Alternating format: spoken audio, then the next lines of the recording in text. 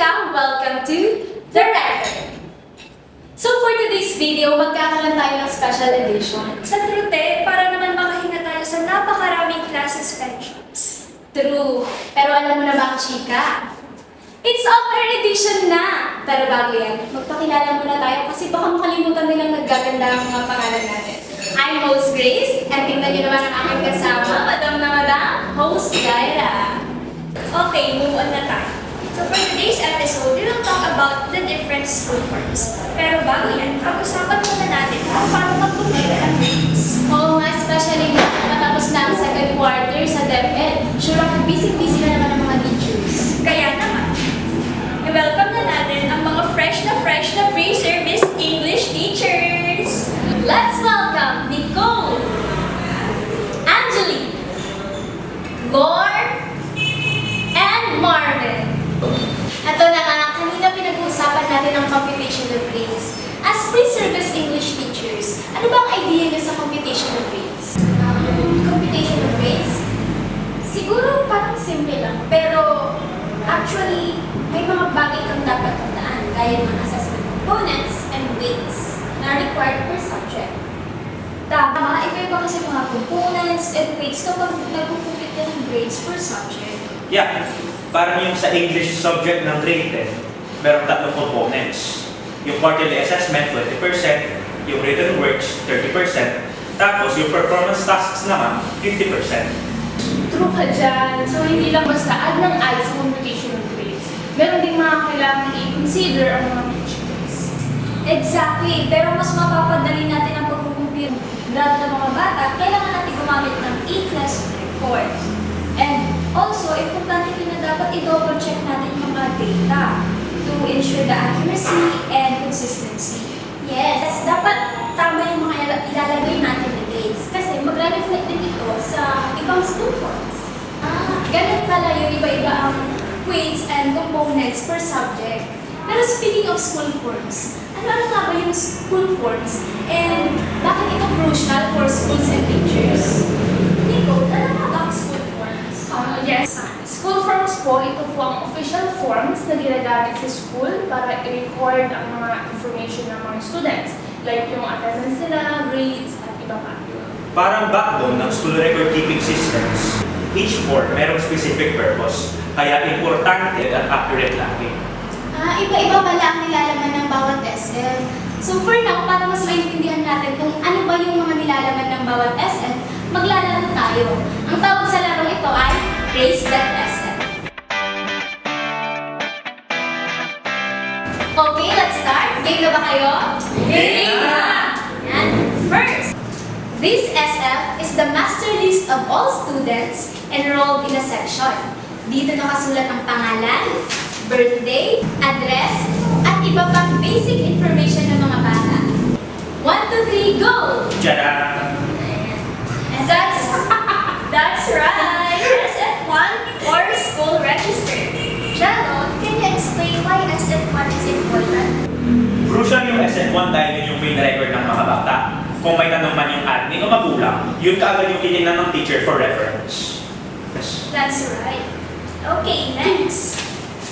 This SF is like a permanent transcript of the student. It contains all academic records from grade 1 to grade 12 at bawal alterations. 1, 2, 3, go! Stop! Ayan, correct! It's SF10 or the Learner's Permanent Academic Record. Angeli, bakit sa tingin mo importante ang SF10? Kasi SF10 is super important talaga. Kasi ito yung permanent record ng mga grades ng mga students natin. And once na nag-transfer sila ng school, ito yung magiging reference. Okay, next. This SF lists the teachers and their assignments. Kung anong section, grade, or subject ang hawak nila. 1, 2, 3, go! Sino yan? Correct! SF7 or inventory of school personnel.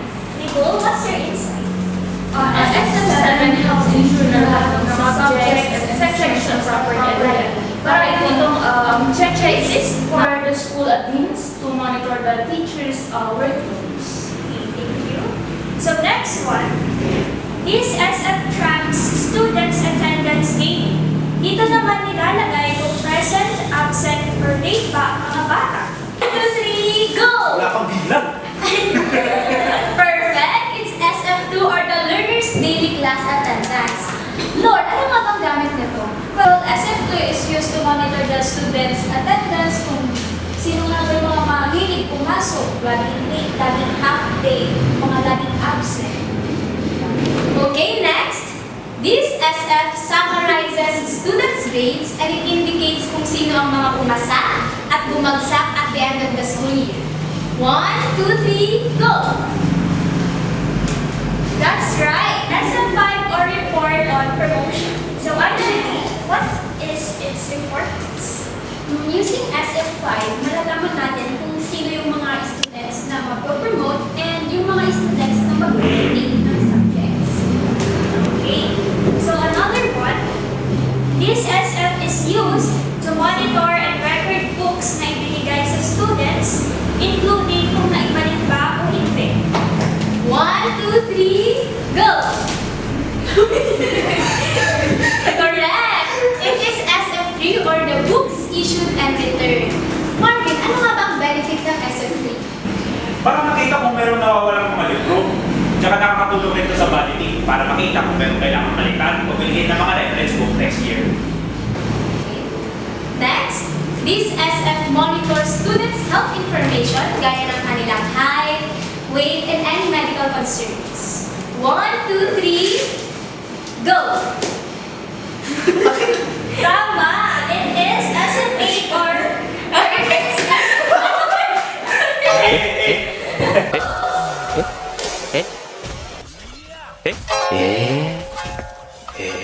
is SF8 or It is SF8 or Learner's Basic Health and Nutrition Profile. Okay, so Nicole, why is it essential? SF8 is very essential for the health of the students kasi matututukan natin sila. At saka malalaman natin kung pwede natin ibigay sa kanilang interventions or medical support. Okay, thank you. So next, this SF summarizes students' academic performance and proficiency level sa lahat ng subjects. 1, 2, 3, go! Ayan, correct! It's SF6 or the Summary Report on Promotion. Saan ba ito ginagamit, Marvin? Siyempre, this is used to gauge the overall performance of the students and if they are available to be promoted to the next level. Kung na-reach nila, kung ano yung kailangan nila ma-achieve. Next, this SF is the monthly learner's attendance, form, and movements. Like kung may transfer ba or dropouts. 1, 2, 3, go! Perfect! It's SF4 or Summary Enrollment and Movement of Learners. Lord, bakit ito important? Well, this is important because it monitors the performance of the students and to ensure that they are on the right track for success. That's right. And for the last form, this SF is also known as the Form 138, Individual Academic, Behavioral, and Attendance Report by quarter na pinipirmahan ng mga guardians tuwing quarterly. 1, 2, 3, go! Maraming natitira eh. Last. Tama, it is SF9, the Learner Progress Report Card. Pero ano nga ba ang tinatrack nito, Nicole? So SF9 tracks the students' grades, attitudes, and behaviors, pati na rin yung attendance nila. And it also helps the teachers and parents para makita kung saan nag-excel yung students at saan kailangan pa ng help. And there you go mga kachika, nasagot lahat ng ating mga pre-service English teachers ang ating mga school forms ng tama. Palakpakan naman natin ang ating mga sarili. Okay, so ang gagaling ng ating mga pre-service English teachers. They highlight the importance of the school forms. And speaking of importance, ang ating activity ay actually connected or anchored to the PPST domain number 5, which is the assessment and reporting. So this domain focuses on how teachers assess, evaluate, and monitor the learner's progress. So school forms is not just a paperwork. It is a meaningful tool to assess the students. Teachers, let's keep our SFs accurate and updated. Essential talaga sila sa success ng bawat estudyante at ng mga school. Thank you for joining us today, teachers. Stay tuned for more updates about the teaching essentials.